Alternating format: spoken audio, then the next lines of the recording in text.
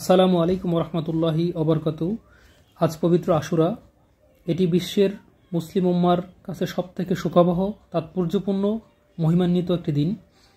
হিজরি 61 সালের 10 মুহররম ফোরাত নদীর তীরে কারবালার প্রান্তে বিশ্বনবী হযরত মুহাম্মদ সাল্লাল্লাহু আলাইহি সাল্লামের দৌহিত্র হযরত ইমাম হুসাইন রহমাতুল্লাহ আলাইহির সপরিবারে ইয়াজিদ বাহিনীর হাতে শাহাদাত বরণ করেন। ইন্না লিল্লাহি ওয়া ইন্না ইলাইহি রাজিউন। এছাড়াও মুসলমানেরা আমরা বিশ্বাস করি হযরত মুসা আলাইহিস সালাম ফেরাউনের জুলুম থেকে এই দিনে পরিত্রাণ লাভ করেছিলেন। হযরত ইব্রাহিম আলাইহিস সালাম নমরুদের অগ্নিকাণ্ড থেকে এই দিনে মুক্তি লাভ করেন। এই দিনটি অনেক তাৎপর্যময় ঘটনা ঘটেছিল। মহান আল্লাহর রহমত ও ক্ষমা পাওয়ার জন্য ধর্মপ্রাণ মুসলমানরা নফল নামাজ, রোজা এবং দান খয়রাত ও জিকির আজকার এর মাধ্যমে এই দিনটিকে পালন করে থাকেন।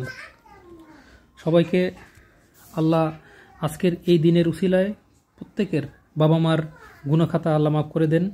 সেই সাথে আমার আব্বার গুনাহ আল্লাহ আজকের দিনের উসিলায় আল্লাহ মাফ করে দেন।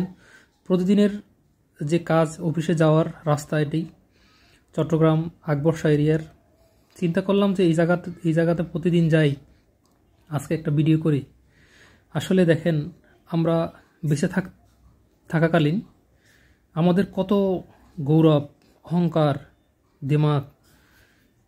এই কবরে অনেক মানুষ শুয়ে আছেন, আপনি, আমি, আমার থেকে অনেক মানুষ যারা এই পৃথিবীতে এখন আর নাই, তাদের আজকের অস্তিত্ব আর নাই। তারা আসলে একটা সময় আমাদের মতোই ছিল, আমাদের থেকে আরও ভালো ছিলেন, আমাদের মতো গুণে, আমাদের অনেক অনেক গুণী এখানকার লোক এখানে শুয়ে আছেন। তো আমি এতটুকুই বলবো, আসলে জীবনটা কিছুই না। এই জীবনে শুধু মিশে মায়া। একদিন হয়তো সবারই চলে যেতে হবে, হয়তো আমিও একদিন এভাবে যাব, হয়তো আমার প্রজন্ম, আবার নতুন প্রজন্ম আসবে, তারাও যাবে। কিন্তু দুঃখের বিষয়, অনেক মুসলমান, অনেক মানুষ এই জিনিসগুলো বোঝে না যে আমরা চিরস্থায়ী না, আমরা ক্ষণস্থায়ী। কুল্লু নাফসিন যায়কাতুল মাউত। সবাই পৃথিবী থেকে চলে যাবে, সবাই মৃত্যুবরণ করতে হবে। সবাই ভালো থাকবেন।